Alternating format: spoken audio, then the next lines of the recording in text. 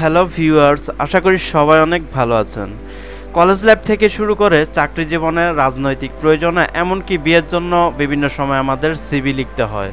তো কিভাবে আপনারা খুব সহজে একটি সুন্দর সিভি লিখবেন, এই নিয়ে আজকে আমাদের এই আয়োজন। আমি এনএ সোহাগ আপনাদের সঙ্গে আছি। আমাদের ইউটিউব চ্যানেলে আপনাদের সবাইকে স্বাগত। তো দেরি না করে চলুন চলে যাই মূল ভিডিওতে। আর যাবার আগে ছোট্ট একটি অনুরোধ, যদি আপনারা আমাদের চ্যানেলটিতে নতুন হয়ে থাকেন তো প্লিজ সবাই আমাদের চ্যানেলটি সাবস্ক্রাইব করবেন আর পাশে থাকা বেল আইকন বাটনটি ক্লিক করে রাখবেন, যাতে সব ধরনের তথ্য সর্বপ্রথম আপনার মোবাইলে চলে আসে।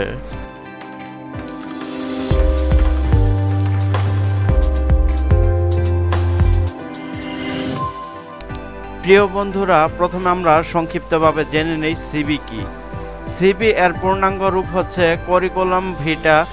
আসলে সিভি হচ্ছে ২-৩ পাতার একটি সংক্ষিপ্ত জীবন বৃত্তান্ত, যেখানে একজন লোকের নাম, ঠিকানা, শিক্ষাগত যোগ্যতা ও দক্ষতার মূল অংশ সহ আরও কিছু আনুষঙ্গিক বিষয় উল্লেখ থাকে। বন্ধুরা, এগুলো সবগুলো হচ্ছে সিভির ফরম্যাট। এগুলো ডাউনলোড করার লিঙ্ক আমি ডেসক্রিপশন বক্সে দিয়ে দেবো, সেখান থেকে আপনারা এই ফরম্যাটগুলো ডাউনলোড করে নিতে পারবেন। আর যদি আপনারা সিভি তৈরি করতে সমস্যা হয় তাহলে আমাকে বলবেন, আমি আপনাদের জন্য একটি সুন্দর করে সিভি তৈরি করে দেব সম্পূর্ণ ফ্রিতে। তো আপনার নাম, ঠিকানা, সব কিছু ডিটেলস কমেন্ট করে বা মেসেজের মাধ্যমে আমাকে প্রেরণ করবেন, আর সেগুলো দেখে আমি আপনাদের জন্য একটি সুন্দর করে সিভি তৈরি করে দেব। প্রিয় বন্ধুরা, এটি হচ্ছে আমাদের 2 পেজের একটি সিভির ফরম্যাট। আপনারা চাইলে এই ফরম্যাটটি মোবাইলে বা কম্পিউটারে ডাউনলোড করে নিতে পারবেন।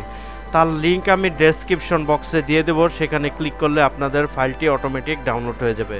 তো ডাউনলোড করার পর এখান থেকে আপনারা আপনাদের যেগুলো প্রয়োজনীয় জিনিস সেগুলো চেঞ্জ করে নেবেন। তো প্রথমে এখানে লেখা আছে দি কারিকুলাম ভাইটা অফ। তো এখানে আমার নামটি লিখতে হবে। নামটি লেখার পর এখানে আমাদের অ্যাড্রেসটি লিখে দেব। তারপর হচ্ছে কন্ট্যাক্ট নাম্বার, এখানে আমার একটি খোলা মোবাইল নাম্বার দিতে হবে। তারপর হচ্ছে ইমেল নাম্বার।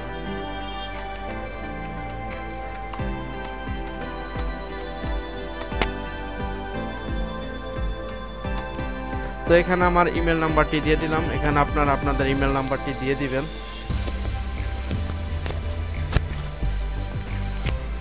তারপর হলো ক্যারিয়ার অবজেক্টিভ। তো এখানে সিভি হচ্ছে এমন একটি বৃত্তান্ত যেটি দেখে চাকরিদাতারা আপনাকে না দেখেও আপনার সম্পর্কে মোটামুটি ধারণা করে নিতে পারে।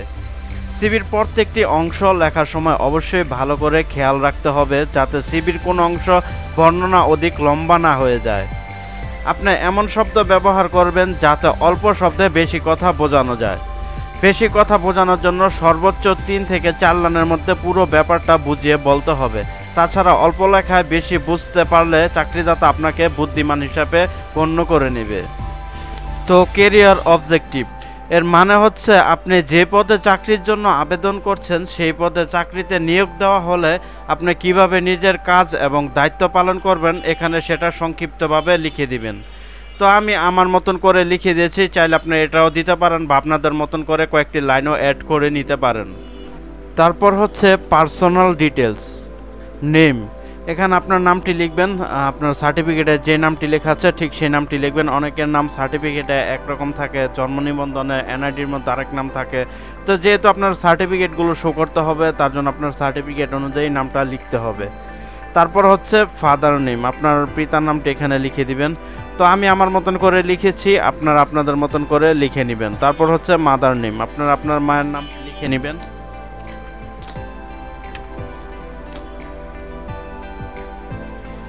তারপর হচ্ছে ডেট অফ বার্থ, এখানে আপনার জন্ম তারিখটি লিখবেন।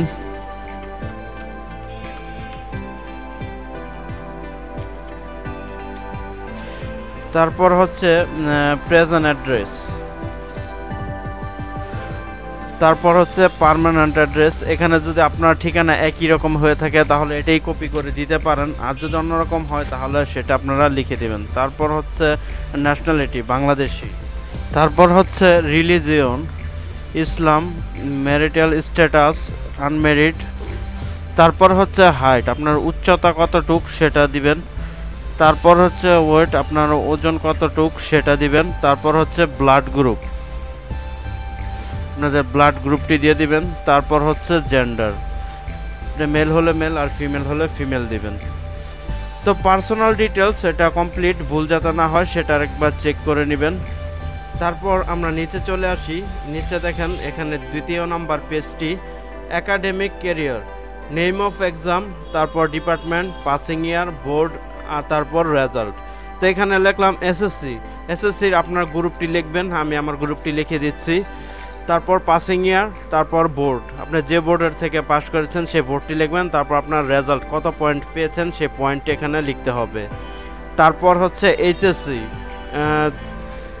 তারপর হচ্ছে অনার্স। তো এভাবে আপনারা আপনাদের ইনফরমেশনগুলো লিখে দিবেন। তারপরে নিচে আসি পার্সোনাল এক্সপিরিয়েন্স, আপনার যে পার্সোনাল অভিজ্ঞতা আছে সেগুলো এখানে লিখে দিবেন। আপনারা আপনাদের মতন করে লিখবেন বা এটাও কপি করে দিতে পারেন, তো এভাবে লিখে দেবেন। তারপরে হলো ল্যাঙ্গুয়েজ, তো এখানে আপনি কী কী ল্যাঙ্গুয়েজ কীরকম পারেন সেটা এখানে লিখে দিবেন। আমি আমার মতন করে দিয়েছি, আপনারা আপনাদের মতন করে দিবেন। তারপরে হচ্ছে নিচে কম্পিউটার, বর্তমান অধিকাংশ চাকরির ক্ষেত্রে কম্পিউটার জানা বাধ্যতামূলক। প্রায় সব ধরনের চাকরির ক্ষেত্রে কম্পিউটার বিষয়ে বেসিক ট্রেনিংয়ের সার্টিফিকেট সহ কম্পিউটার বিষয়ে বেসিক জ্ঞান থাকতে হয়। সেজন্য Microsoft Word, Excel, PowerPoint কাজ জানা থাকলে তা অবশ্যই সিভিতে উল্লেখ করবেন। এছাড়া কম্পিউটার বিষয়ে অনেকের অভিজ্ঞতা থাকলে সেটিও অবশ্যই উল্লেখ করে দিবেন। আপনার চাকরির আবেদনটি কোনো কম্পিউটার বা আইটি কোম্পানির হলে এই অংশে কম্পিউটার বিষয়ক সকল তথ্য অল্প শব্দে বিস্তারিত উল্লেখ করে দিবেন।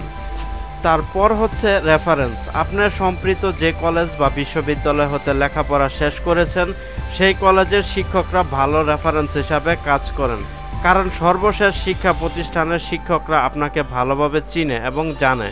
সেজন্য শেষ প্রতিষ্ঠানের যে কোনো একজন ভালো শিক্ষককে জানিয়ে তার নাম পদবি ব্যবহার করুন এবং তাকে রেফারেন্স হিসেবে দিতে পারেন।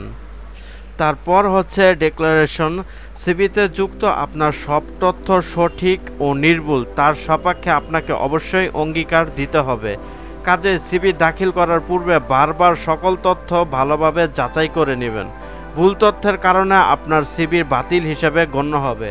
তাছাড়া চাকরিদাতা আপনার সকল তথ্য যাচাই করার আইনগত অধিকার রাখে বিধায় কোনো ভুল তথ্য দেয়া যাবে না। তো এদিকে আমি আমার মতন করে লিখেছি, আপনারা আপনাদের মতন করেও লিখতে পারেন বা চাইলে এটাও কপি করে দিতে পারেন।